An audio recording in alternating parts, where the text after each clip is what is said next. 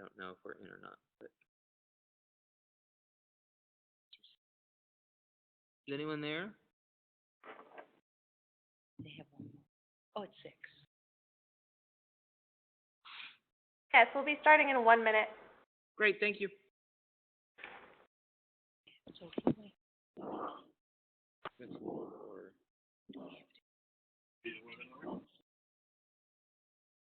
Oh, what was spent? Yeah. Now, but we can just get the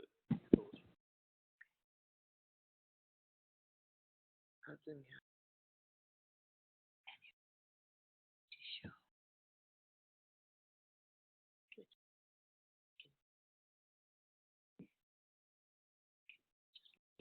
You know what?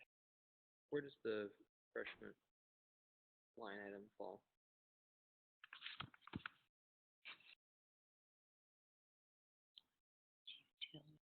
Because that stuff's all going to be the same, right? We're not asking for because we were paying. So we didn't put it in. Then we don't need to. It's income. Okay. Great. Actually.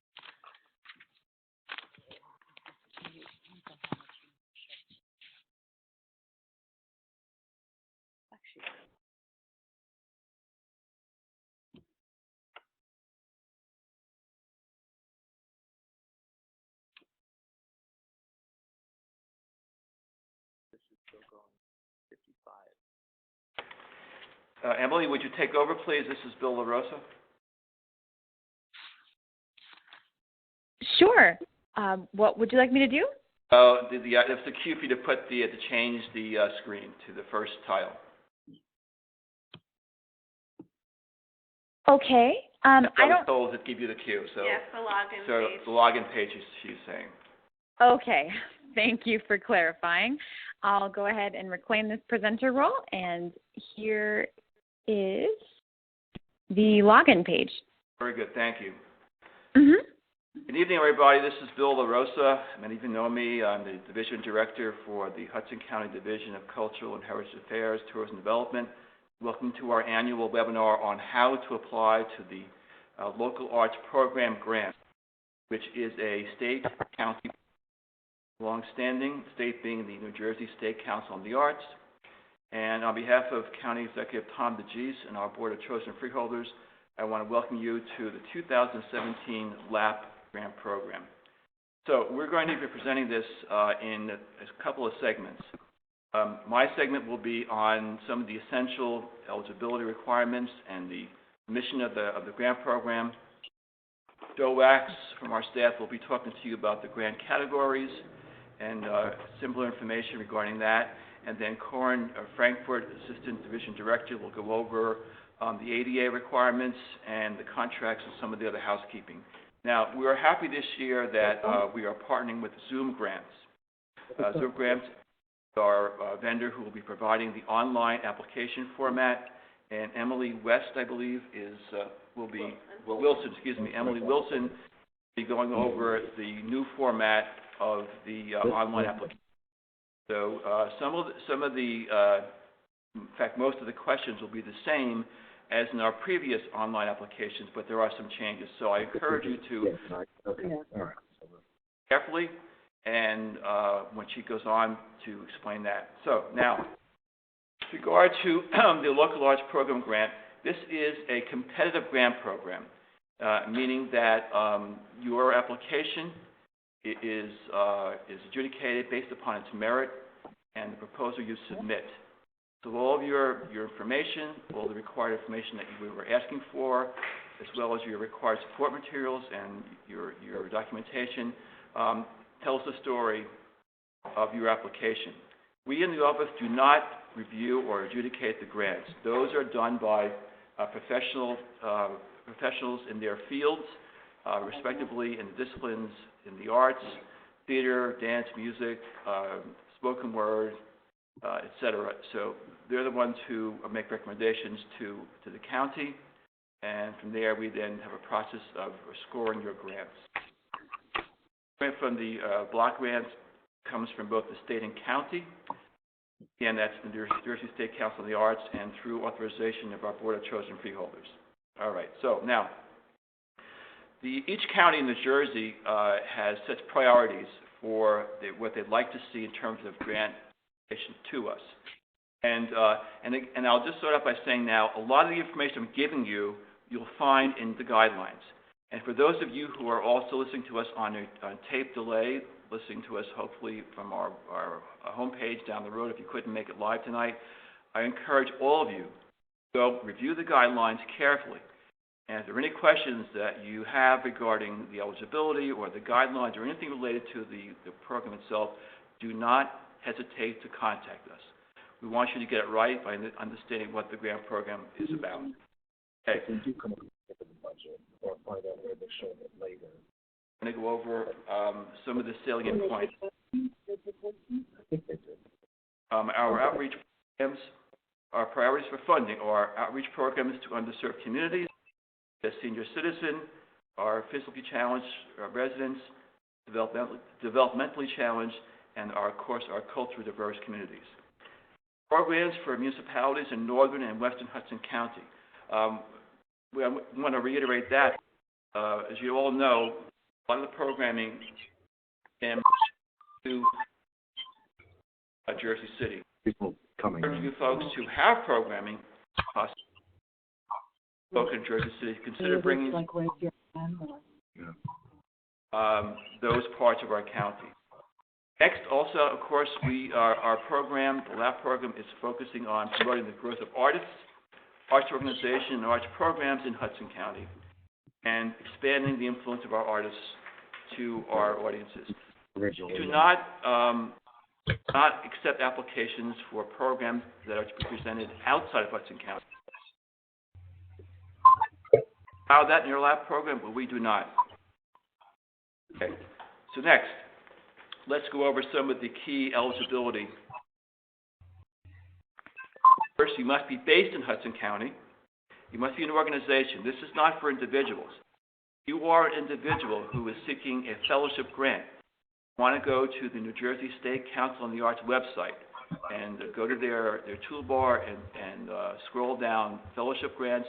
You can find it there, but this is for organizations only. Next, you're serving the residents of Hudson County. Again, this is not for programming outside of Hudson County, but inside. You've been in existence at least a full year. As of the date you'll see on your guidelines. You are incorporated in the state of New Jersey. Important. There's questions. State, you must be incorporated in the state of New Jersey. Can we click on that? Hey. New Jersey, and there you can get your incorporation information. But if you're not incorporated, it's too late to apply to us this year. Okay, then the rest of the guidelines in terms of expenses and how it's used, you'll see that in our some of the obvious things that we are not going to fund are hospitality and food costs, prize money. You cannot use the money to, let's say you're doing an art show or you want to give a bond, a cash bond. You cannot pick capital expenses. That includes, of course, buying equipment such as computers or monitors or lighting equipment, or to build any kind of structure that's part of your building. If you're doing a theatrical production, you want to build flats, that's fine. That's acceptable in terms of your cost for your. Okay. That's good. Just write that down. So. Build flat. So set construction is fine. Okay.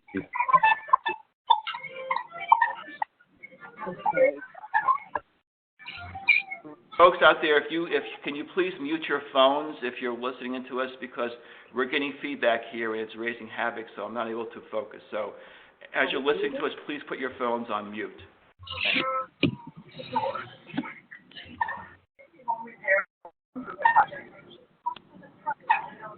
If you are listening in, put your phones on mute.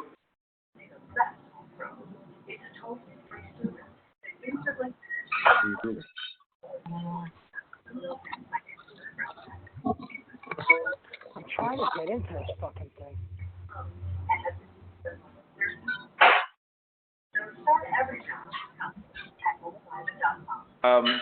Also, one of the ineligible uses of our funding is that it may not be used as a loan for another organization or as a bridge loan for any any funding from a bank that you may be seeking. I mentioned before about the evaluation.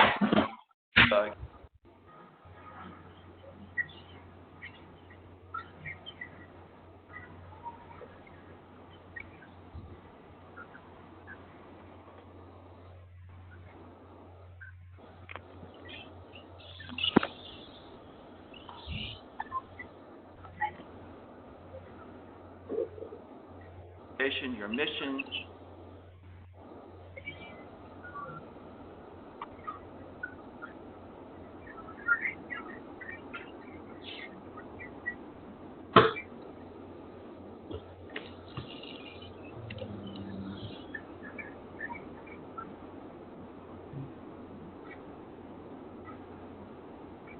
the artistic excellence of your project.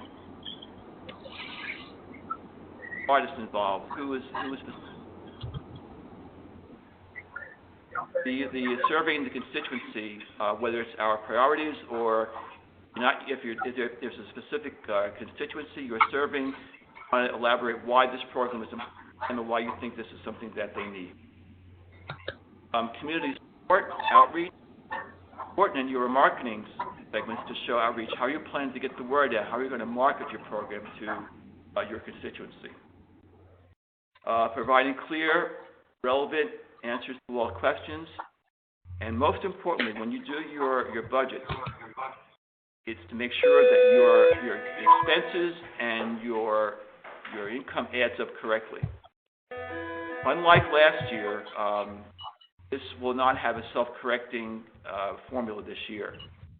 We will have one in-house here, but it's up to you now to make sure when you submit your numbers, both your expenses and your income, that you correctly add that and make sure you do it. In fact, one tip I want to give you is that what I do when I write grants to the state, and the state's format's very similar to this, it's called SAGE, but I tend to work everything in a document, Word document format. Do that, and make sure that I do my spell check, my grammar review, even my addition, there first, and then to the SAGE online format. Good tip to remember. Also, remember how it is to review your ADA components with your project. I'm not asking you to be perfectly barrier-free. We know that there are many locations in the county that are older buildings that may not have a perfect barrier, access for. But use your imagination. In many ways, you can look to not just for barrier-free access getting into a facility, but also your program is to be very accessible. Again, the letter of the law is reasonable accommodation. Go to that if you have any ideas, any questions that you want to run by us before you do something. So finally, I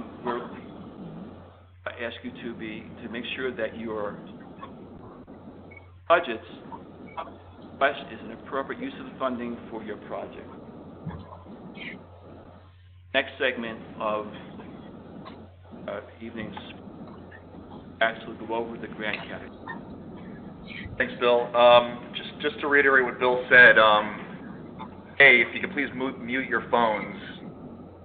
Someone's not muted. If you could mute it, courtesy to everybody else, recorded, and attend today. And just to kind of jump in there too, Joe, if you're using video to connect to this, please turn that off as well. And if you're connecting through your computer, please make sure that your microphone is muted.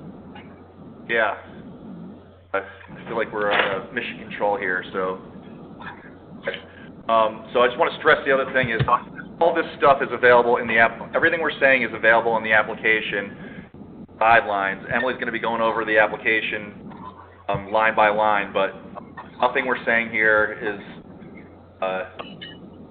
able to read later.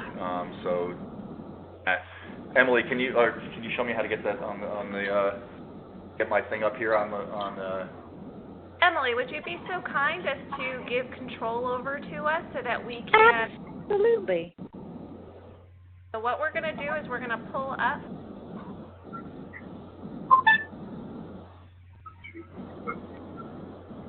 everyone see the general operating? Yep, I sure can. Okay, Great. All right, so my job to go through there's 3 different categories. Some of you have obviously applied for a lab grant before. Who have, then this will not be startling news to you. For those of you who haven't, well, you should all listen carefully, I would ask. So there are 3 types of grants under the lab program. There's general operating support, program support, and so I'm going to start from the top and go with general operating support. This is only available to arts organizations, so service organizations that have arts programming apply for program support. We'll get into that. Arts organizations only, and this is really like this is the kind of the granddaddy of them all in terms of the grants that we offer. It's for arts organizations that demonstrate the highest artistic and administrative professionalism, proven multi-county impact. So it's for organizations that have a wider scope and larger organizations that have a wider scope. So the eligible uses of these funds are for general operating and programmatic costs, and up to 15% of the grant may be used for administrative costs. So in terms of the GOS grant, general operating support, you don't. It's for your organization generally. It doesn't have to go to a specific program. This is more like I think of these grants as more as like a cherry on top of the cake for cherry on top of the sundae for organizations that get GOS, because it is like this is probably going to be just a piece of your funding, not all of your funding. So our requirements for GOS: applicants must have at least full-time paid staff administrator, and fundraising campaign, fiscally responsible, have an active board of directors or trustees involved in the governance of the organization. Applicants must year-round programs. GOS applicant must submit a schedule of its board of directors or trustee meetings for FY17, as well as a letter from a recognized professional in the same discipline attesting to the professionalism and artistic quality of the organization. The letter may not come from any individual connected with the organization. All applicants apply in this category must compensate all artists involved in their programs. GOS, this is important. GOS applicants must match any grant award 1-to-1. 5% of the match must be in cash. I'll say that again. GOS applicants are able to match any grant award 1-to-1. So that means if you get $10,000 from us, you got to put up $10,000 as well, and 25% of that will be $2,500. In that case, must be in cash. GOS applicants must also submit a copy of the bylaws with the application. So I guess this is the one important thing I'll say about GOS before I move on. If you are interested in applying for a GOS grant, if you have applied for one in the past, you need to get in touch with us. We're at the office. You should give Bill a call or speak with Corin. Like I said, these are the biggest grants we offer, and our organization really needs to be ready to apply for one of these grants. Last thing I'll just say about general operating support is any organization that relies upon membership dues for more than 25% of their operating budgets are ineligible to apply in this category. That kind of goes to what I was saying before of like kind of being the cherry on top of the sundae. This is like to augment organization, support the operation of the organization. Much it. All I got on general operating support. Move on to program support. Can I interject for just a moment? Yeah, sure. Can you scroll down on your PDF? Yeah, sure, absolutely. Yeah, that'd be great, just to kind of there we see go. what you're looking at. Thank you. So here we are in program support. The max is $7,000. And as I said earlier, arts and non-arts organizations can apply for this.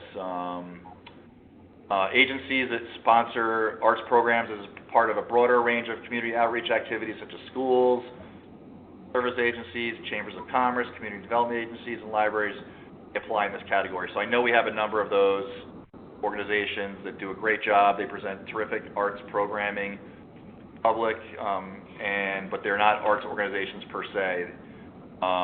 So we encourage that. Great. Eligible to apply for this type of grant. So program support. So this is for specific programs. So use the funds for programmatic costs, space rentals, advertising, artist fees, props, specific arts program, art exhibits, series of related arts programs.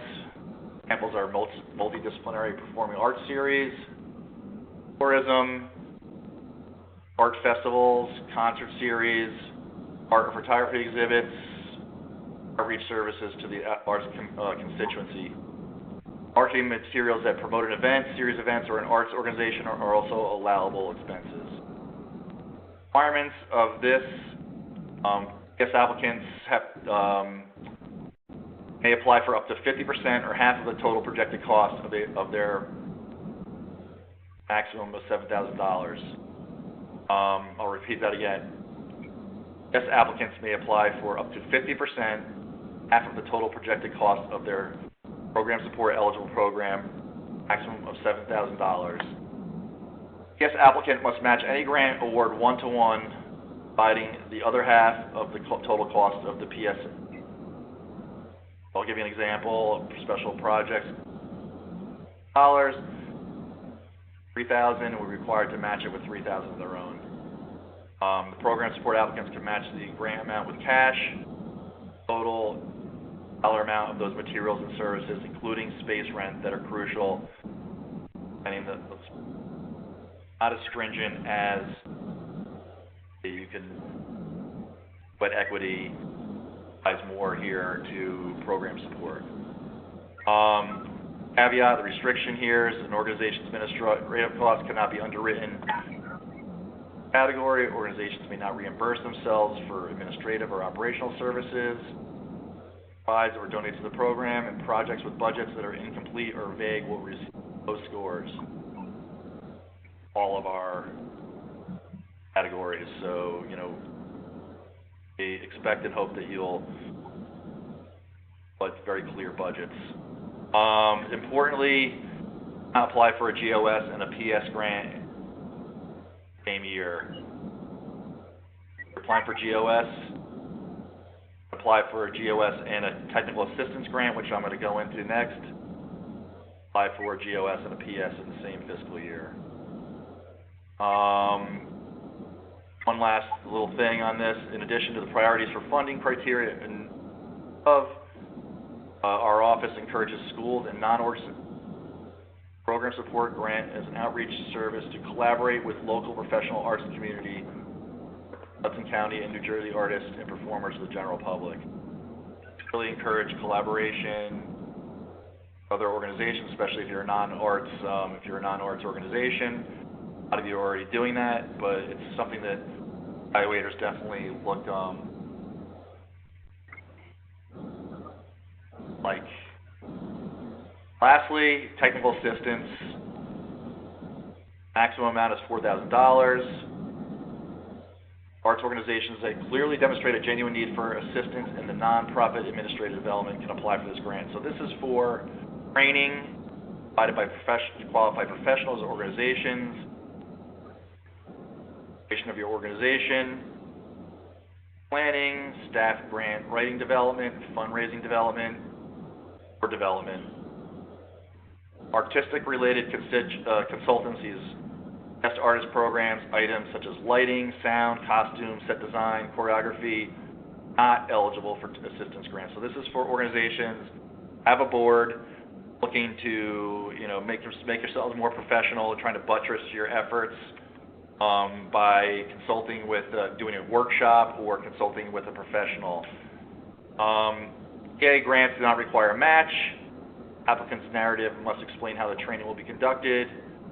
Items to consider and address are: 1, whether the training will be held at a reputable nonprofit support center, brought in. TAs, applicants, training goals are and how they will be achieved. Dates these services will begin and end, and how long each session will last. You're going to need to tell us that.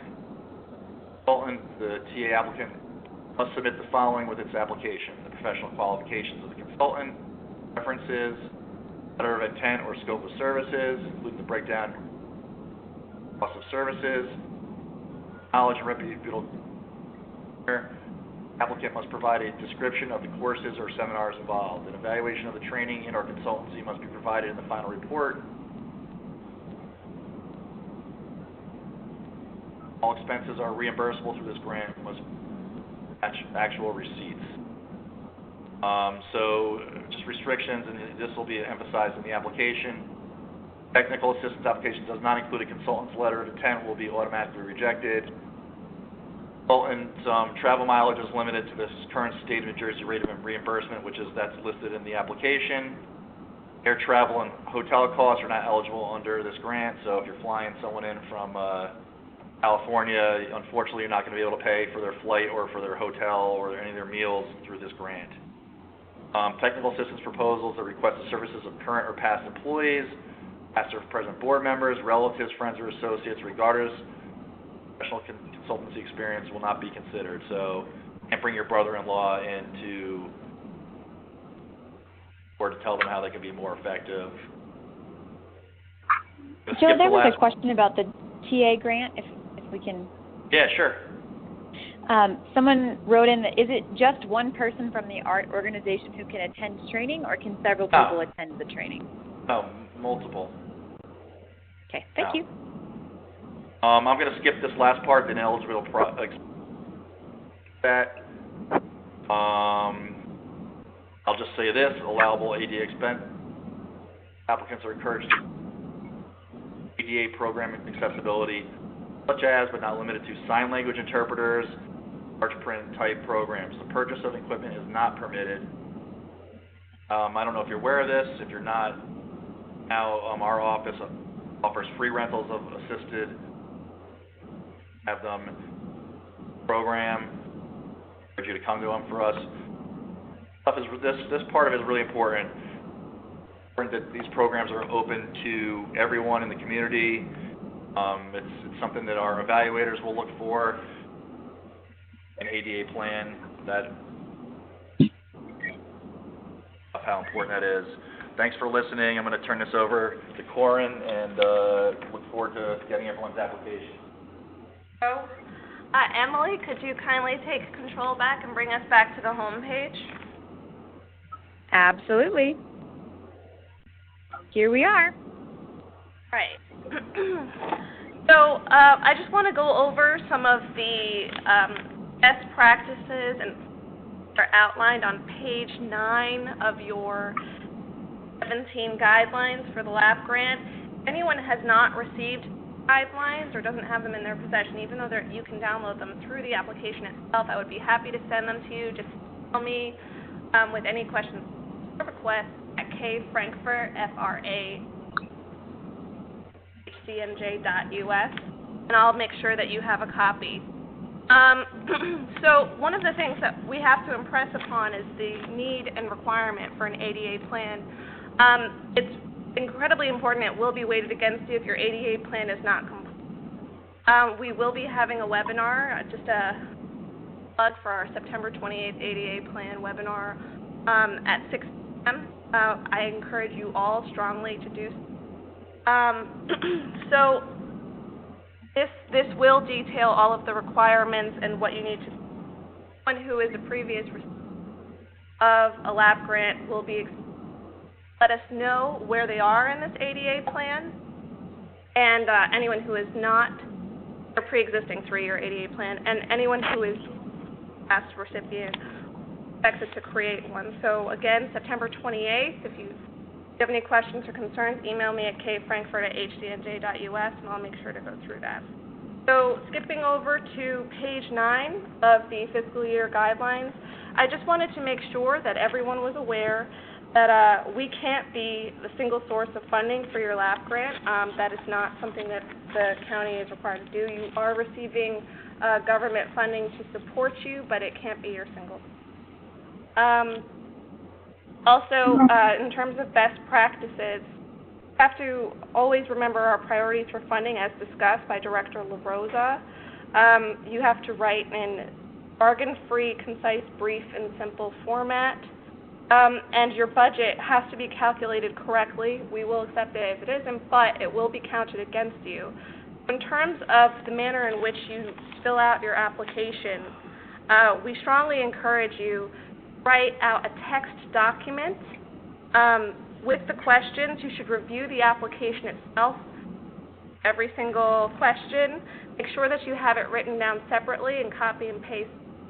Back to your budget, strongly encourage you to calculate all of your budget items, every line item, externally to the application itself. Check it, double check it, make sure the numbers are squared up, because again, it will be counted against you if they don't add up. If you have any questions as to best practices, just you email me.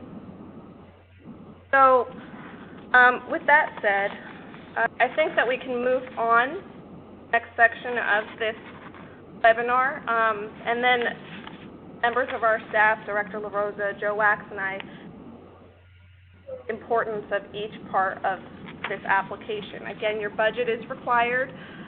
You're only required to fill out a budget for what you are applying for, but you'll see that as we go through the application.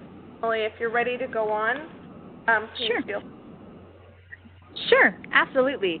I'm Emily Wilson. I'm a customer support specialist here at Zoom Grants, and I'm just going to walk us through the process for creating an account, starting your application, and kind of working through how to work on the application, some suggestions for how to do that, and like Corin said, we're going to highlight some of the pieces that are especially important, and how to submit the application, and basically that whole process. We do still have one other person who's using their video.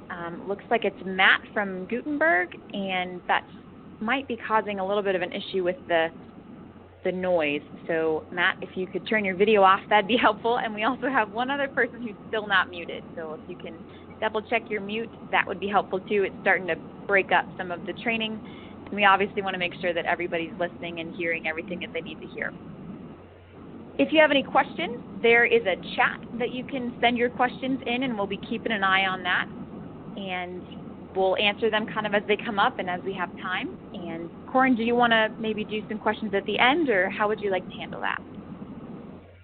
I think that questions at the completion of each, that they have the question. Okay, that sounds great. So we'll kind of do it when we do the review of the tab. That's a good idea. Excellent. I'm going to go ahead and dive in then. Right now, I am looking at the specific page for the Hudson County Cultural Affairs, Heritage, and Tourism Division. And I'm going to close this other window here for a moment. And what I'm looking at is the page that's specific to Hudson County. This is where you're going to need to go to create your account and then to create your application. You won't be able to do this at zoomgrants.com, so it's got to be on this specific site. And this link, if I understand correctly, is available on the Hudson County website, and it was also sent out in an email as well. So you'll definitely need to use that link to get to this specific page. Once you get in here, you'll see on the right-hand side that there's a new Zoom Grants account box over here, and this is where you're going to actually set up your Zoom Grants account. The person who will be primarily responsible for submitting and managing your application should be the person that signs up for the account. So I'm just going to put in just a general email. And you're going to need to set up a password and your first and last name. And again, that needs to be the person who is going to be primarily responsible, because in Zoom Grants, each organization typically has a single account. And that account is owned by this specific person, by this email address. So if there's one person who's going to be submitting it, make sure that's the person whose email address is put in here, and you can add additional users to the application at a later time. If you know that you will be needing to submit an application at some point, and you want to actually be the owner of that application, make sure that you create your account first. That's going to be your first step. Once you're done, you're going to click New Account, and that's going to create my account. If you already have a Zoom Grants account, if you've submitted for someone else in the past, you can log in with those same credentials up here, that email address and that password. And if you've forgotten your password, we have this Forgot Password link here. I'm going to go ahead and click New Account. And you'll see a little red message here that says you've successfully created your account. You're automatically logged in. You can see now that I am logged in here. And now I have the option to actually create my application. So I'm going to click the Apply button to actually start that application. All right, and this is our first kind of look at what the application actually looks like. So as Corin and Joe were explaining, the content is going to be very similar to what you've seen in the past, but the format is going to be a little bit different. So I'm going to talk through all of these different pieces that you're seeing right now. Up here at the very top, we have the Program Information tab. So we have the description, requirements, and restrictions. And up here is a whole bunch of information that's been provided by the Hudson County folks. So they've got all this information up here for you, and you can click these tabs to show and hide that content. This content is always available for you to refer to. It's not on a specific page. It's just anywhere that you're looking in the application, you can always come up here to refer to these Program Information tabs. There's also a Library tab up here as well. This has all of your resources that have been provided too. So if you want to click on any of these to download those files, those are going to download to wherever your downloads go on your computer. They may or may not open automatically. Kind of depends on what your settings are, but you do have access to these, again, at any time.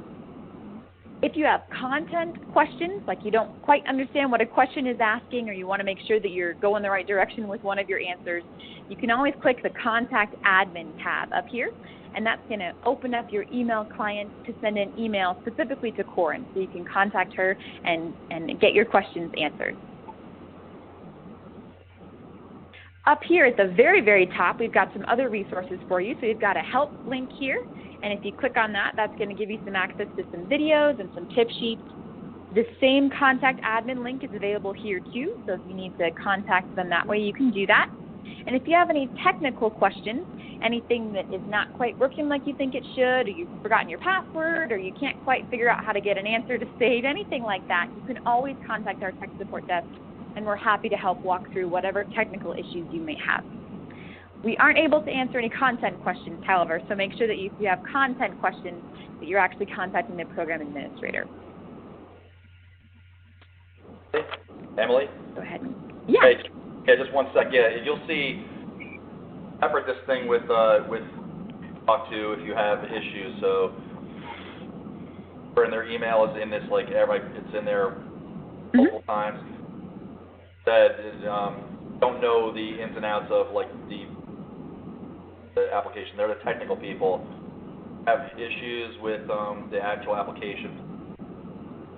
Warren, myself, Bill, our contact info is in there, so you should have no problem finding us. Excellent. Yes, that's a good thing to note for sure.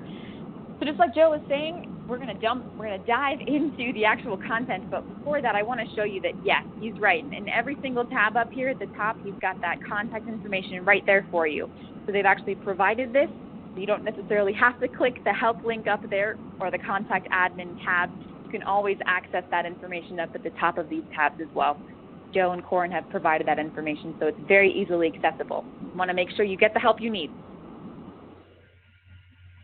Having covered that, I'm going to actually go and start into the actual application content tab. So we just talked about this upper row of tabs as being the program information tab to get more information about the program. But this second row of tabs, this is the actual application content. And we're going to start out in the summary tab. But if you want, you can bounce back and forth between tabs. You can click on the tab to jump right into that section, or you can move sequentially through the application. Kind of up to you.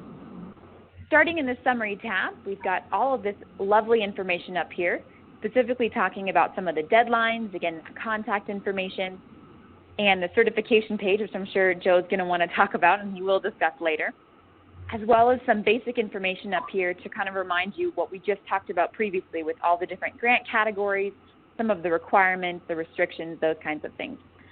All of this information is available at the top of this tab, there's this instruction section here, and you can click the Show Hide link to actually hide that. If you don't want to have to scroll through it every time, you can definitely click that link to hide that information. In Zoom Grants, the system will automatically save as you move through the application. So I'm just going to put the word title in here, and I'm going to click outside the box. And when I do that, you're going to see a flash of a saving screen. So I'll click that. Hopefully you saw it. It's pretty quick. That just means that the system has now saved this answer. So I can move on and work in the rest of the application without needing to be worried about clicking a save button, or if my browser crashes or my computer crashes. All of this is saved automatically. You don't need to click anything to save. Just make sure that you put your answer in and then click outside the box, and it's going to save automatically. This summary tab houses the basic information for your application and for your organization. So the title, you've got the amount requested, the applicant and organization information, so the general contact information for the actual person who's submitting, as well as the organization that is submitting the application. And down here is where I was referring to earlier when I said that you could add additional people to work on this application. So the main person who's primarily responsible for the application is the one who owns the account. And then anyone else who needs to have access to the application can be added as a collaborator. And to do that, you'll just put their email address in. You're going to add them one at a time, so just one email address. And then you're going to give them access to the application. That actually says that this person is allowed to have access to the application to work on the answers. And I'm going to click the invite button. Excuse me. Now, if you'd like to add them to the additional contacts, if you want them to receive emails with regard to this application, you can check this box here as well, and we'll automatically put that email address down here into the additional contacts. So I'll click invite. The system has now, in the background, sent an invitation to collaborator at zoomgrants.com, so now they can log into their own accounts and they can access this application. And it's also put them down here in the additional contacts section. So you're going to invite anyone else that you want to be able to work on this application. You can invite as many people as you'd like at any time. So it's not something that you have to do right away. You can come back and do that later. Please note, however, that your collaborators cannot submit, archive, or delete the application. So the primary account owner, whoever's email address you use to sign up for the account, whoever's listed right here in the email field, they're the only person that can submit, archive, or delete the application. Collaborators cannot do that. If you have people who don't necessarily need access to the application, but they still want to receive email notifications, you can just put their email address in down here. And we'll go ahead and save that, and they'll receive any of those emails with regard to the application. Again, you can add as many people to the additional contacts as you'd like, and as many collaborators as you'd like. Down here, there's a next button. So if you want to move sequentially through the application, you can use the next and the previous buttons that'll be down at the bottom of every tab. Or, like I said earlier, if you'd like, I'm going to scroll up here. If you'd like, you can also click the actual tab to move directly into that tab. And that's all the content in the summary tab. Joe and Corin, did you have any comments for that? We're good to move on if no one has any questions. I didn't see any questions specific to the summary tab. Did I miss any? Nope. Okay, wonderful. All right, moving on to the pre-application tab now. Oh, we do have a question from, looks like my collaborator fills out the budget, can she save or archive? So collaborators have access to the application just like you as the applicant do. They can still fill in any of these fields. The only fields that they can't edit are the ones that are associated here, the organization information and the applicant information. That's only editable by the applicant because those are associated with the account, and we don't want the collaborators getting in and changing information without the applicant being aware. So your collaborator could absolutely go into the budget and fill out the budget, put those numbers in. They won't be able to archive the application. So in our case, archiving means that you're not going to submit the application, but you want to keep that. You want to keep it in your account still. So I would recommend not clicking that archive link unless you actually don't intend to submit the application. But it will save just like for collaborators. It's going to save automatically for collaborators and for applicants. The only difference is that the only person who can submit the application or archive it and indicate that they don't want to submit the application is the applicant. Okay, and I just want to impress upon the fact that by archive we mean save. That's just one. Bye. Thank you so much, Emily. Sure. Okay. All right. Moving on to the next tab. The next tab is the pre-application tab. Again, up here we've got all these lovely instructions up here that you want to refer to, you can, or you can click that show hide link to actually hide that content. I'm going to do that just so that it's not taking up our view. This pre-application tab has, 7 questions, and the very first question up here is what's called a branching question. So that means that depending on how you answer this very first question, you're going to see a different set of questions in this tab. So I'm going to hit yes to A and B, for example, and you'll notice now that we just lost question number 3. So now I'm no longer responsible for answering question number 3, and I can essentially skip that question. I just have to answer the ones that I can actually see here. So now I've skipped 3, and I no longer can see question 7. All I need to answer in this tab is question 1, 2, 4, 5, and 6. And again, it's going to save automatically as you put your text answers in, or make your selections in checkboxes, anything like that, it's going to save automatically.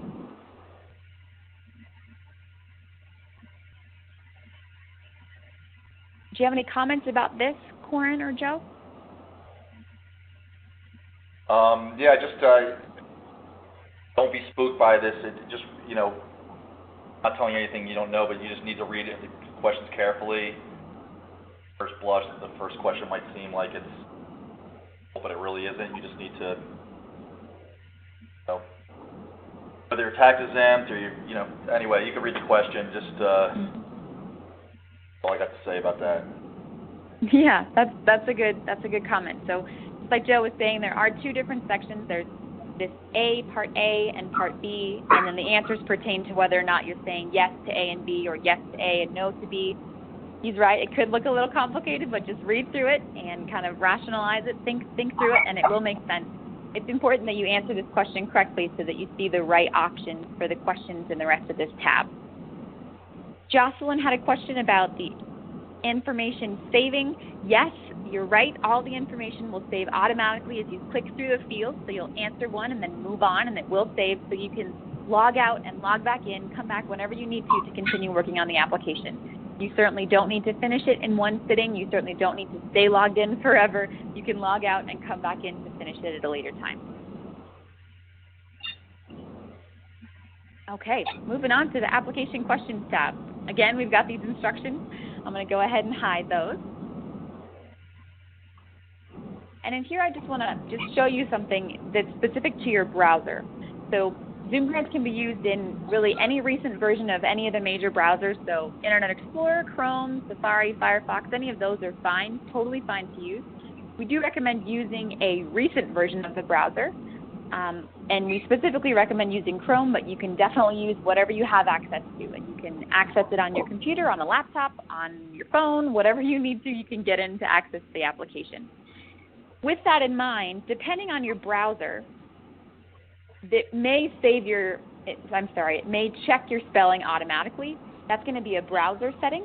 So like they were suggesting in the beginning, you might actually want to work on your questions or work on your answers outside of the system and then copy and paste them into these fields so that you know for sure that it has been spell checked. The spell check depends on your browser, and if your browser doesn't have it, it's always good to make sure you're doing that elsewhere in a word processor somewhere.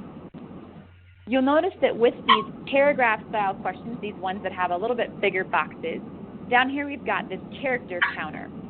This character counter counts literally anything that takes up space in this box. So that counts as numbers, it counts as letters or symbols or spaces or carriage returns. It counts all of those for you automatically. And it might not necessarily line up with what you have in Word, for example, or in a different word processor, but make sure that when you copy and paste something into here, it's going to be counted by our character counter. So there might be a slight discrepancy, just something to keep in mind.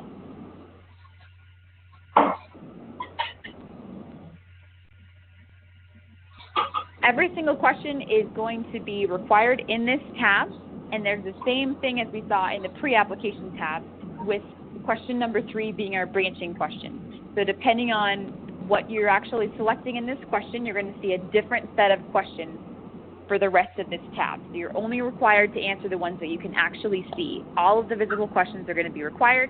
Make sure that you're answering this question number 3 first so that you're not answering questions that you're not actually responsible for. And actually to go, I missed a note here, to come back up to these paragraph style questions or these places where you're going to be copying and pasting your information in. Student Grants is going to save unformatted text only. So you can make it as pretty as you'd like in your Word document with bolds and italics and all of that, but it's only going to save an unformatted text. So I'd strongly recommend just writing an unformatted text. So not using bullet points or any of the special kind of unique kind of characters. Keep it really simple. I know that's what they're looking for, very concise answers. So it's only going to save unformatted text. You might as well just do it in unformatted text just to save yourself the time. Any other thoughts about this specific tab, Corin or Joe? Yeah, I mean, I think we were pretty generous with the character counts, so don't feel like you have to use them all, but I think you definitely will have more than enough room to answer the questions. Having put this application together, I could say Word is very good in terms of character count, so see how many character count in. And I strongly recommend you do write your answer in there, because if you it'll cut you off if you number of characters you put in there. So heed our advice and strongly recommend you in Word application. Right, we said that enough. I guess we can move on from there. Okay. Joe, one of our viewers has a question about, is there a penalty for not using the full character count to answer a question? No. Encourage. All right, so that's harder to write a short thing than something long. So we encourage you to be. That's true. Oh, thanks, ma'am. Okay. All right, moving on. The next tab is the budget tab. This is actually a budget narrative section, and we've got all of the instructions, extra information in here. It goes a little bit out of order just based on the way that our Zoom Grant system is set up, so just something to keep in mind there. This budget narrative here, there's some instructions for what they're actually asking for, and keep in mind that this is also limited to a specific amount of characters. So if you're writing it somewhere else, make sure that you're keeping track of the characters that you're using. Any comments on that one? Hi. So I just wanted, if you could just go hide that everybody makes what the money can and cannot be. Yeah. So just remember that when you write your narrative, that you've cross-referenced your narrative against eligible, ineligible expenses. And this is the qualitative side of the budget. You're supposed to describe the numbers that will be on the next tab. So I strongly encourage you to print out budget as well as the numbers in addition to your narrative, just so that you can make sure that you're doing it the sections of the application where it's most important for you to be very, very clear. So again, do your narrative in a Word document, unformatted text out, and make sure your numbers coalesce with that narrative, have that printed out, and then copy and paste. That's my only... Sure. And these are the same things that I read out to you before, so Yep. repetition, stuff we've been talking about. Right. Very important section of your application. Excellent. And just to reiterate, you will not be penalized for not using the full character count. Absolutely. Yep. Excellent. All right, the next tab, kind of like Corin was saying, this is the actual budget. So this budget tab is your budget narrative. They're asking for you to describe and actually fill in all the information that's been requested here. But the budget line items tab is where you're actually going to see the budget table. So again, we've got all these instructions, all the different things you can't use your funds toward. I'm going to hide that. And I'm going to zoom out a little bit here. And this is going to be really small. You don't actually have to see it. I just want to show you that there's a couple of different sections here. So we've got actually 3 different tables: the technical assistance table, the program support table, and the general operating support table. So there's 3 separate tables. I'll zoom back in where we need to be here. There's 3 separate tables, and you're only responsible for filling out the ones that you're actually submitting the application for. So if you're doing a program support, this is the budget summary table that you want to fill out. If you're doing a technical assistance, this is the table to fill out. You won't be required to fill out the tables that you're not actually submitting the application for. So just please keep that in mind, and I'm sure Corin and Joe have another comment about that. I do want to note that we will calculate these totals for you automatically. However, if I'm going to put some numbers in here, you'll notice that these totals, they're not actually totaling as I'm putting the information in. We will calculate that for you automatically, but the calculations occur on what's called a page refresh. So right now you're seeing it still showing as 0, even though I have 2 saved answers here. In order to actually show the calculated totals, I'm going to scroll up, and you'll see a refresh page button up here in the upper right-hand corner. This button's always available, and I'm going to click it. And that's going to reload the page. And now we'll see that now I have the calculation. So instead of showing 0, it's now actually showing me the official value. This is important to remember because I know that your math is very important. So please note, you're welcome to put all of your numbers in here or kind of do them one at a time, whatever is easier for you. But please do know that we will calculate these numbers for you, but it has to happen on a page refresh, and you need to use this gray refresh page button up here to actually refresh the page.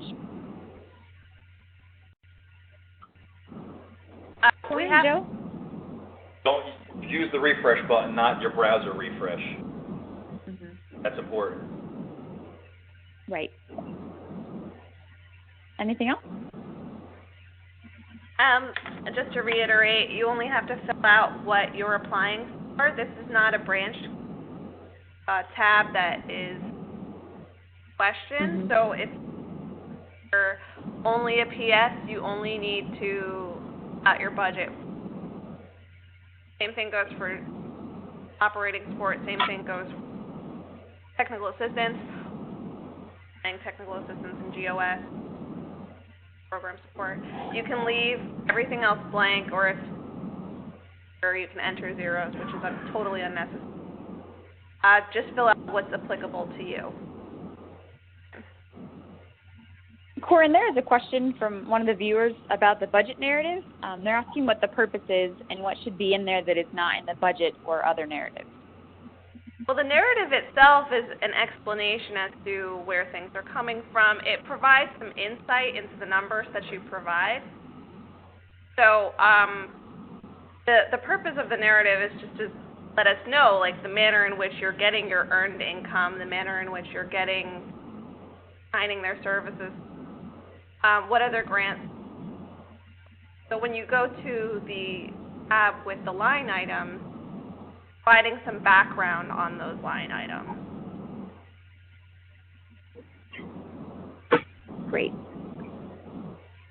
Okay, the very last tab of the actual application, things that you need to work on and submit, is the documents to be provided by the applicant tab. This is a good little extra instructions up here, just like in all the other tabs. If you need to refer back to these, of course, you can always click that show hide. That's actually going to let you see that information. In here, there's a couple of really important things that I want to highlight. The first one is you'll see that there's these yellow required notes.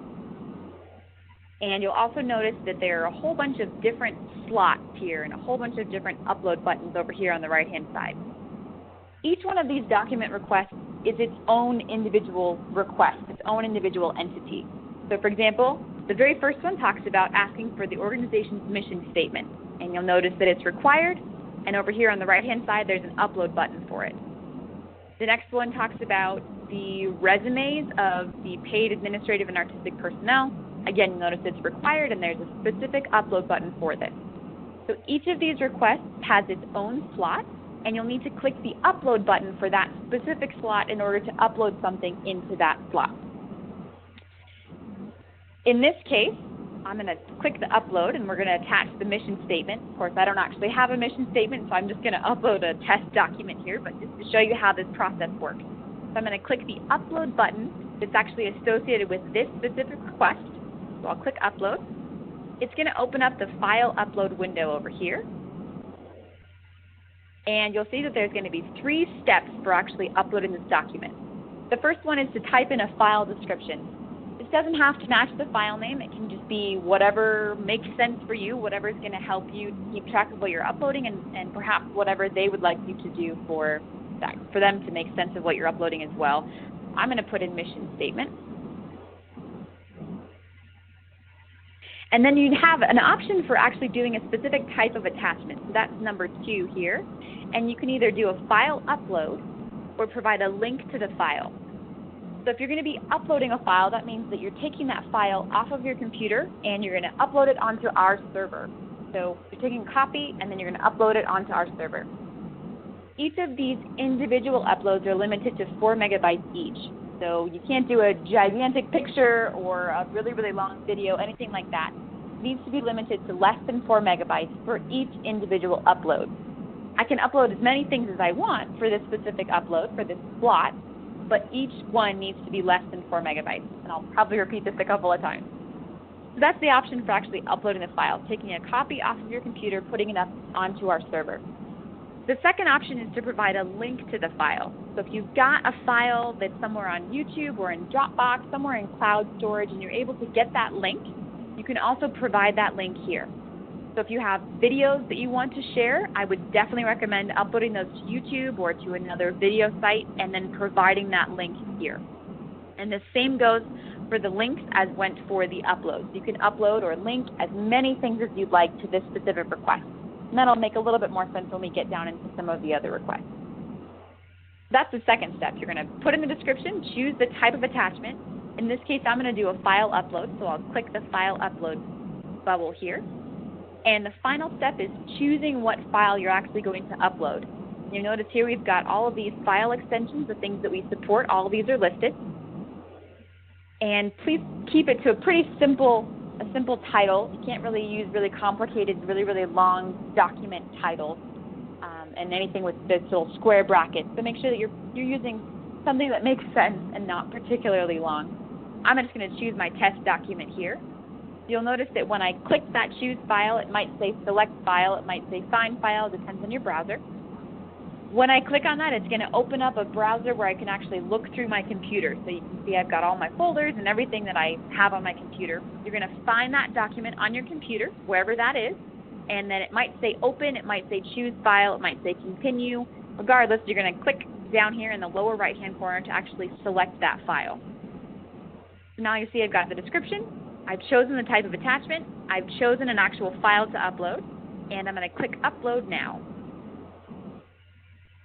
When the file has been successfully uploaded, you'll see this red message here. And now you notice that over in the upper right-hand corner, there's an uploaded document section. And again, this is for this specific document request. So here's my uploaded document, and I can click on this to actually download that file to my computer, or if it's in the case of a link, to actually go to that link. And that's going to be a way for me to make sure that I've uploaded what I meant to upload, or I linked whatever I meant to link. I'm going to click to download this just so that I can show you. It kind of depends on your browser, and it depends on how your computer is set up to actually work. In this case, it's going to open up this blank window, but you can see that the document download has actually occurred. So I can click on it to open that up, and that might take a moment here. Here's my test document. But I just wanted to point out that the download process kind of depends on how your computer's set up. So it depends on if you have it set to open automatically and where the downloads go and all that. But you can click this link to actually download that file. I'm going to close this window and go back to the actual application. I can click this refresh page button, or I can click the refresh page button in the upper right-hand corner to reload the page. Make sure that we're actually looking at what we thought we were. And now we can see that I do have a document that's been uploaded in this slot. And that means that this requirement has now been fulfilled. So any of these document requests that are marked required, you have to have something uploaded in that slot in order to be able to submit your application for every single one of these that have been marked as required. One that I want to specifically highlight down here is this one where you have the option to attach up to 5 support materials. So as I was talking about in the file upload window, click that upload button, and it's going to open up that window, and you can upload as many things as you want in this window as you'd like. So it's not limited to just one. You can upload 10 different things, well, 5 specifically. You can upload up to 5. You don't need to close the window and open a new window. You can upload all 5 of them right here. Just do them one at a time. Click upload now. The page will reload, and you'll be able to do the same upload process again. In the case of some of these that are required for some organizations or for some applicants but not for others, you do have the option to download a template and then upload that template. So this is an exemption template that's been provided for the TA applicants, for example. This request is just for the GOS and the PS applicants. So if you're a TA applicant, you can download this and then upload it back into that same slot if you'd like. Joe, you have any comments on this one? Yeah, I just want to stress, like, maybe you could do it in a better way, but have to do that in order, part of the system that, very carefully. So this says, GOS and PS applicants attach your updated ADA plan, and then, so that's, if you're a TA applicant, you don't have to do a ADA plan, so that you don't need to do something. Only for these two, you need to highly recommend using this template. It's just basically a blank sheet of paper. It says you don't have to file this document. Download it, save it, and upload it back into your. So Emily, you have to do that, right? I mean, you have to put something in there. According to your settings here, that might not actually be required, but you and I can talk about that later, tomorrow or at a later time if you'd like. But yes, just so that you know, there is a template available to exempt you from a requirement. Okay. Mm-hmm. I guess where we can talk about the certification, the last item there? Yeah. Okay, so do you mind if I show them first and then you can? Yeah.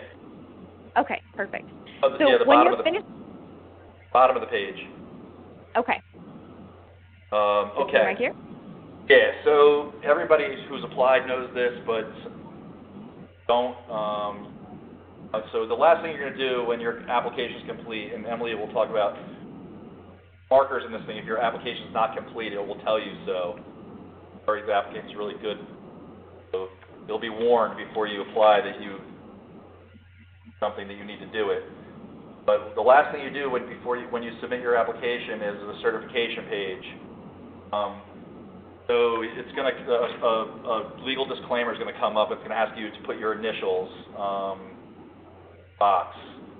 And those of you who've done this before know that in addition to filing the application on time, and the deadline this year is by 11:59 on Friday, October the 14th, that you need to give us a hard copy of the certification page. You can either mail it, but mark before Friday, October 14th, and deliver it to our office before 5 p.m. on Monday the 17th.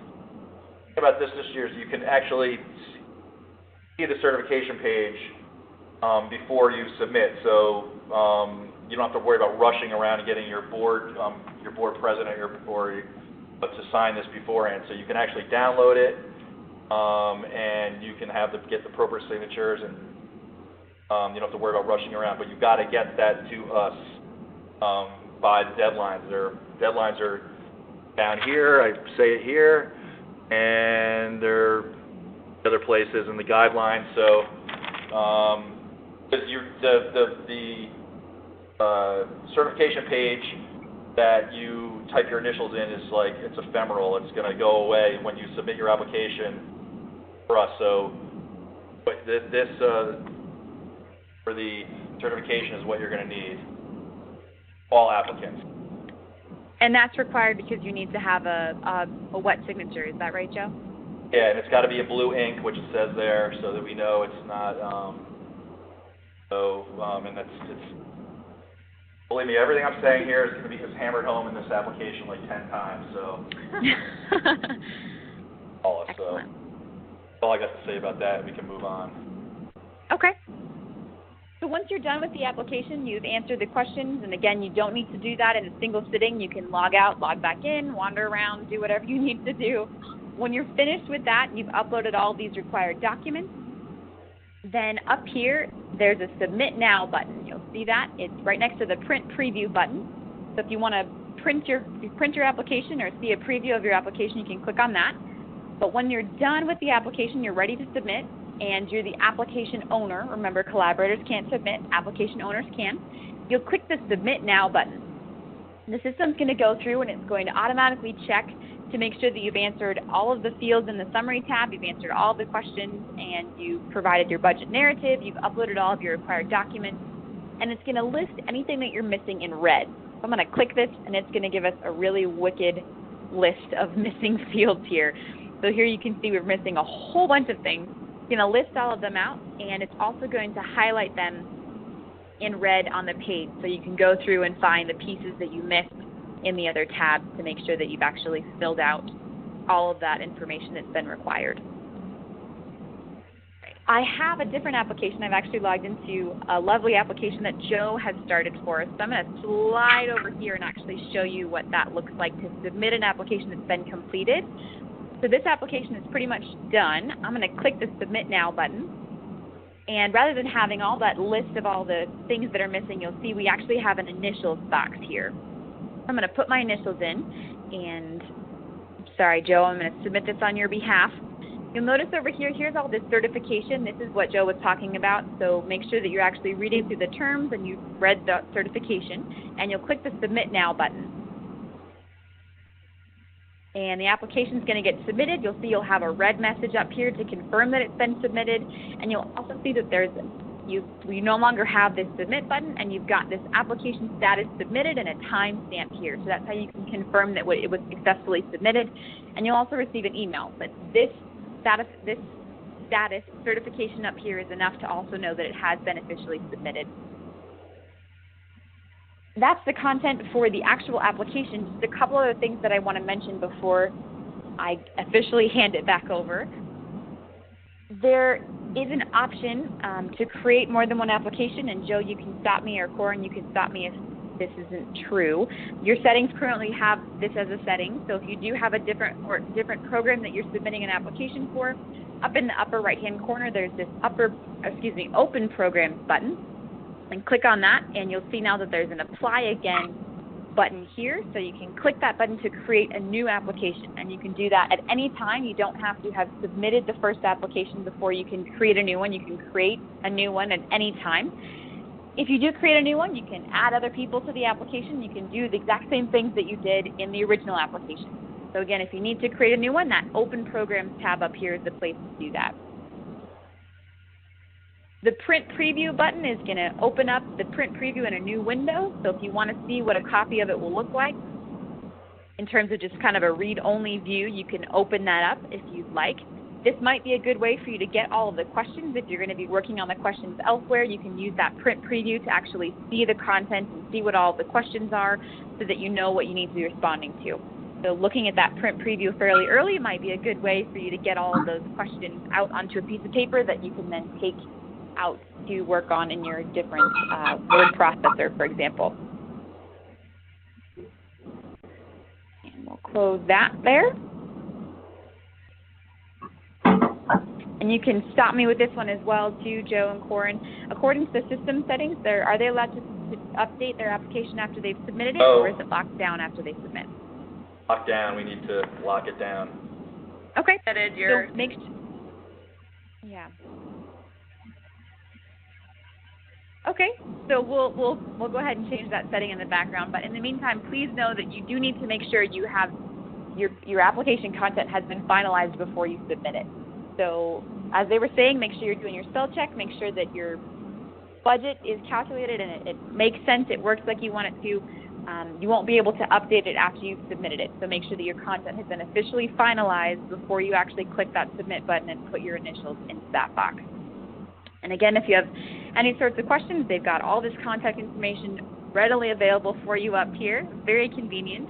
If you have any tech questions, issues with getting logged into your account, issues with the account that maybe not working like you think it should, any questions about getting answers to save, anything like that, we're more than happy to help you. And if you have any questions about the content of the application, the requirements, anything like that, they'll be happy to help you in their office as well. And that's that's it for me. Is there anything else you'd like me to cover? Oh, I think you've been thorough and great. Thank you so much, Emily. Excellent. Questions? It looks like there were a couple of questions that came in. I think, Jocelyn, we answered your question about submitting the certification. You need to submit that because it has to have that blue ink signature on it. There was also a question about applying for TA and GOS. Okay. Is that Whether you can? Yes. Yes, you can apply for general operating support and technical support. You can apply for program support and technical support. But the only restriction with respect to applying the two is you can't apply programs. Can't. Okay. So basically all these options on question number 3 in the application question tab, these are all the combination options that you have. Oh, no. And let's see this. Okay. I'm sorry. I was confused. Sorry about that. You can apply for program support. You can apply for general operating support. The only restriction is you cannot apply for 2 program support types of general operating support. Those are the not be applied for at this point. Say that again? You just broke up a little bit there. I'm sorry. Could you repeat that? Can you repeat that? Okay. To the question, the answers in the question are reflective of what our rules are. Apply for general operating support if you look on the 4th radial button, and technical support. On the 5th radial button, you can apply for program support and technical support. But there's no option there, as you can see, for applying for general operating support and program support. So that's the only restriction in terms of applying for 2 grants. Excellent. There's no option for that anyway, so I don't think that... What you can do is right there in question. Right. Yeah. If you're not seeing it, then it's not an option. Okay, and there's two other ones. Looks like if we're applying for a PS 7000 grant and we can match the 7, can we spend more?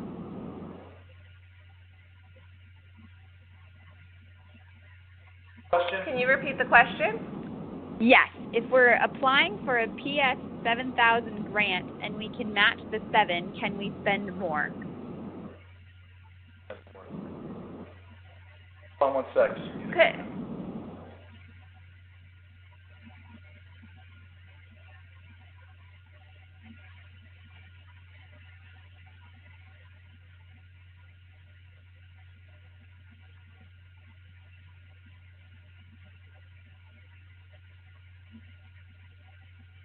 Did we lose Joe and Corin?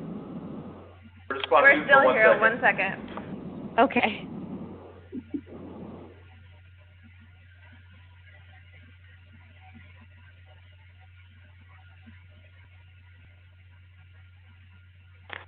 Okay, I think what you're asking is, so would you be, let's say you got $7,000, or you awarded a $7,000 grant, had to match that with $7,000 of your own money.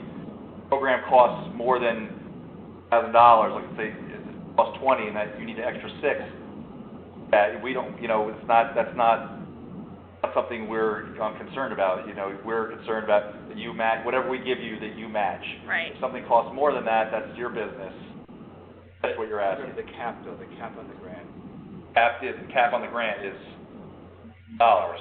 Right. So the cap on the grant is $7,000, so that's... You're obliged to match whatever we award you, awarded, I should say, match that, but the program itself can cost more than some of your funds and our funds. Right, and anything in excess of our agreement, you're not required to report to us. Okay, and it sounds like there's 2 more questions, if that's okay. Sure. Someone would like to know how to reconcile the budget.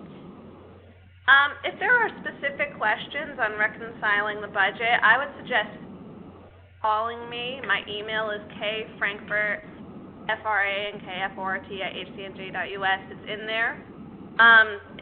You just need to make sure that the numbers you have add up. So, I mean, it's really just a process of making sure that if you have saying that you're matching it, if you're matching $7,000, then the numbers you show for your match are the amount that you're saying that you're matching. Does that make sense? If you need any additional support, though, since that is an individual question, I would be happy to discuss this as well if you need some budgetary guidance. Okay, and this might be kind of the same kind of question where it's just someone should maybe contact you directly, but the last question is from viewer 27. I am doing the program grant, but where and how many places are there to describe the program? So the narrative questions describe, and the application questions should describe them. So question 2, the focus of your organization, and then also, so there's what type of grant you're applying for. So it should be on the next tab. Correct, the purpose, and the questions pertaining to the program. It's the narrative question here. That should certainly be and you'll have 6,000 characters in order to describe. And just for reference, 6,000 characters is about 2 pages of text. Right, but you don't have to feel obliged to use the 6,000 characters. If you can concisely word it and be descriptive and clear, love that gold star. Other questions? Is the budget narrative new this year is another question. Oh. I think what's being thrown here is that it's on a different tab, which is why I'd like to reinforce that you print it out, have everything written out in front of you, aside from just on the screen, since tabs, but not new. It's just it probably feels. Interject here. This is always asked in the narrative years prior to the online application. Always need to do what you're asking the grant to pay for. Here now, it's a little more descriptive as current. That when you're receiving public funds, know in advance what it is. Because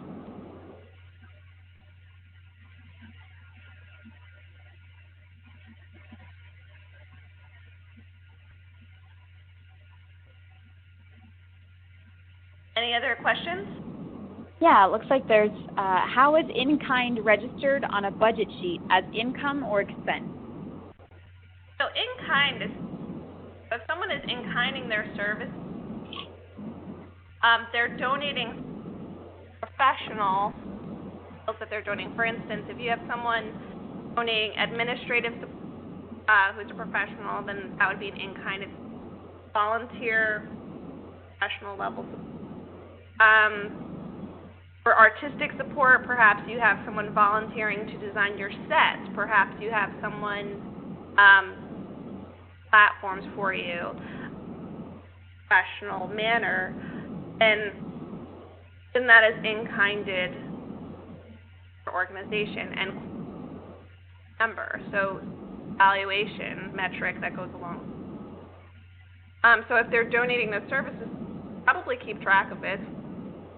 Print everything you do and running numbers, but if someone is a professional carpenter and they're providing you those services, add a number to their services, and you should keep record of it, and then you would put that into your budget.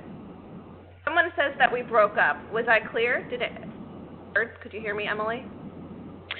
It does kind of come in and out a little bit, and I think it's still, the person who has their video still turned on, sounds like that their microphone is also on and kind of causing it to break up.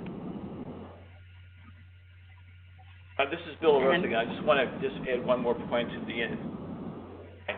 Remembering now, must equal income. Your expenses for your project or your GOS, when you total that, reconcile that with your projected income.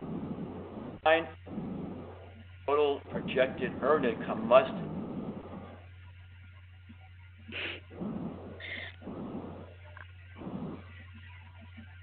I'm sorry, Bill. We weren't able to hear that.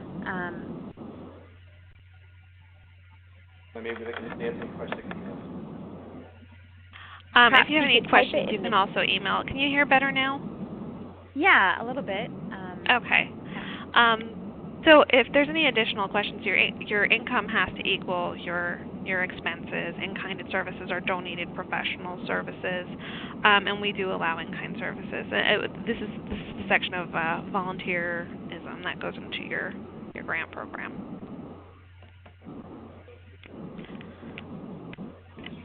It's also goods and services, and if your rent is free, things of that nature. And if you have any additional questions on in-kind, Bill LaRosa and I are happy to oblige you with those on an individual basis as well, via email or phone. Okay. And I think just reiterating that all that contact information is up in the top of most of the tabs, and as well you can also click that contact admin tab up here, and you can click the help link. There's a whole bunch of different resources for you to get the help that you need. So if you have a question that you asked perhaps today and weren't quite able to hear the answer, you can always email them or email us if you have technical questions as well.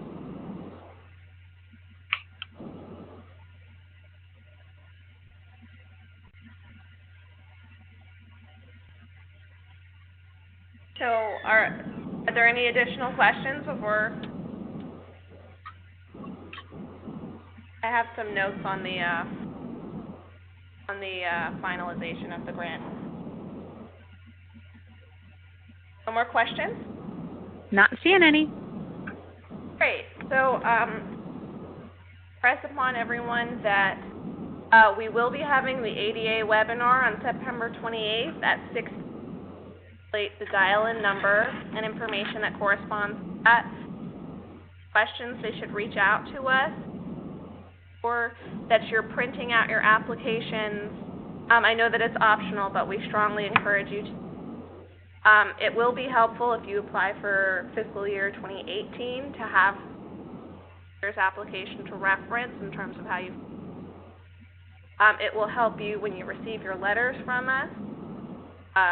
Coalesce what we say to you and what the grant panel says to you, and just to make sure that everything, and it'll strengthen you as an organization.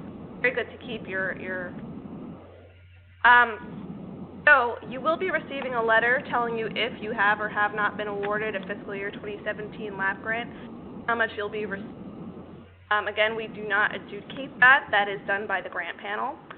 The letter will include 2 copies of your contract for the grant and a county voucher for the first 75% payment of the award. Previous grantees should be aware of this process. We'll require that you return to us also an invoice that's numbered 75% so that we can process it. When you are awarded the GLAP grant, I will what a purchase order looks like, the process of payment. We want to minimize. You must return 2 copies of signed original contracts, an original signed voucher, X amount on the voucher. Your invoice must be on the organization letterhead as well. If you are a first-time LAP grant, you'll also be required to provide a W-9 for the organization. No payments can be made without us receiving contracts or the aforementioned. When contracts have been co-signed by the county, return to you for your file. For our 2016, please note your final reports 17 LAP payments and December 11th, 2016, and we will require numbered invoice on your organizational letterhead for the 25% amount as well. That said, if there are no additional questions, I'm prepared to close, and I think that covers everything. Thank you so much, everyone, for joining.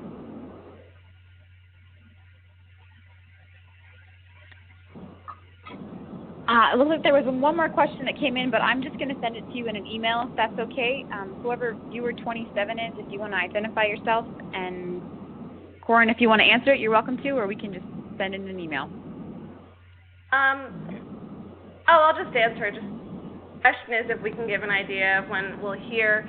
The grants panel will be meeting about a couple weeks after. We'll have to go through, and then your letters should be going. I have to pull up my calendar. One moment. In early November. So about the second or third, you should be receiving your letters. LAP grant. With respect to the payment, because this is public money, you have to return all of your materials. It will be impossible for us to pay you unless you return your contracts, your invoices, or anything. So when you get paid, dependent on your timeliness for returning our materials. But we do cut checks twice a month, on the 1st and 15th of each month. It has to go through a series of approvals.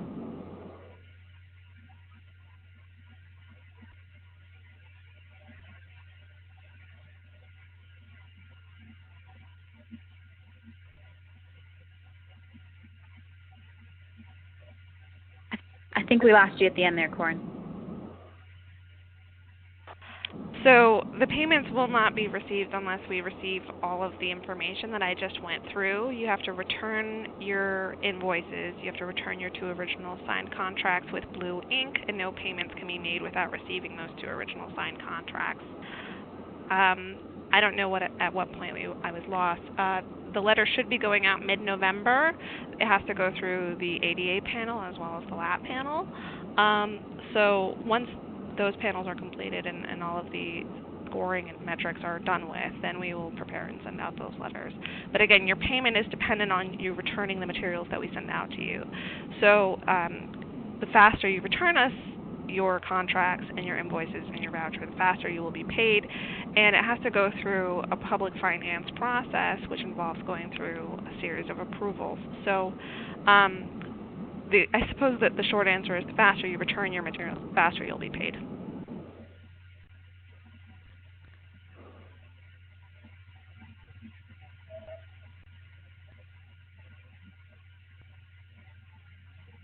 Not seeing any other questions. Great. So if there are no more questions, I'd just like to thank everyone for joining us for the webinar. Again, the ADA webinar will be on September 28th at 6 p.m. I will be circulating information regarding that. If you have any additional questions, please don't hesitate to reach out to Director LaRosa or myself. Replay will be available of this video. We'll circulate the link as well once that's available, and that should happen fairly quickly. And please, good luck on your applications, and don't hesitate to ask us any questions.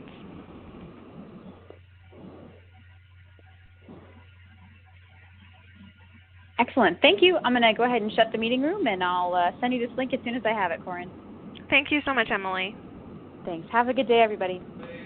Thank you. Good night.